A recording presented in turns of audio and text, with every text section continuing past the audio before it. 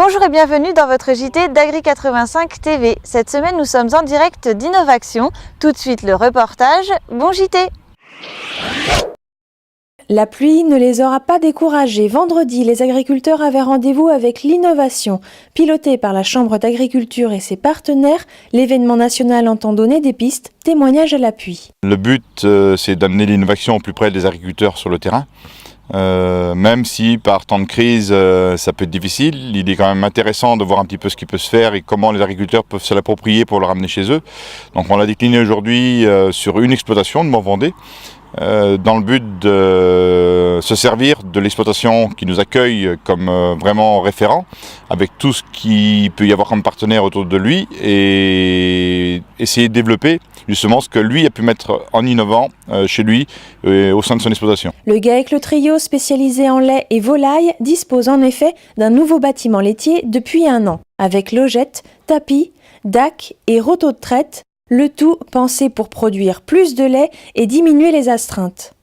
L'investissement dans ce nouveau bâtiment, c'est pour pouvoir produire plus de lait. C'est surtout dû à une installation d'un jeune il y a 1 an et demi, avec une reprise d'un site à côté.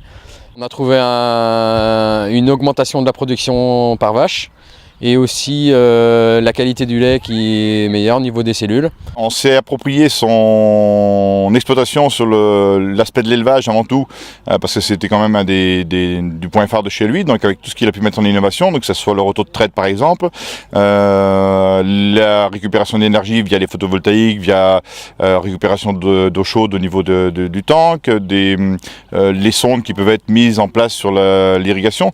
C'est des choses peut-être qui sont peut-être courantes dans certains secteurs, mais qu'on veut essayer de peut-être faire redécouvrir auprès de certaines personnes ou certains agriculteurs pour le mettre en avant.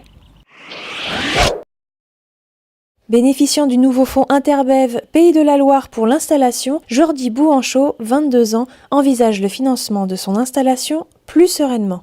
L'intérêt de ce fonds, c'est d'avoir un apport personnel. Donc au moment où j'arrive, négocier en face les banques pour avoir un minimum de poids.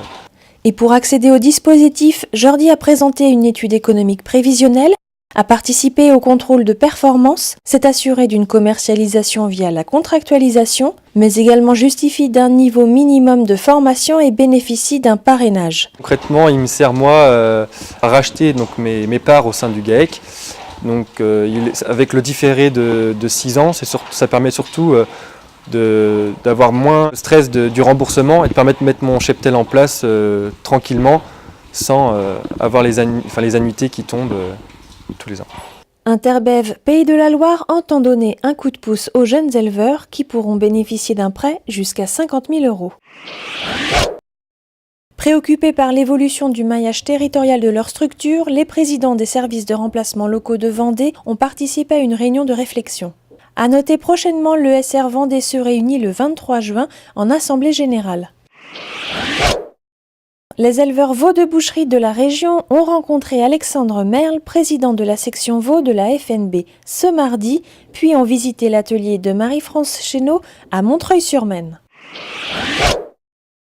Face au refus de Carrefour de signer l'engagement cœur de gamme, FDSEA et JA ont bloqué l'enseigne de La Roche-sur-Yon ce mardi matin. Ils sont allés ensuite vérifier l'engagement pris par Système U. Retrouvez le reportage complet sur Agri85. Votre JT se termine toujours en direct des ateliers d'innovation. Bon week-end à tous et rendez-vous vendredi prochain.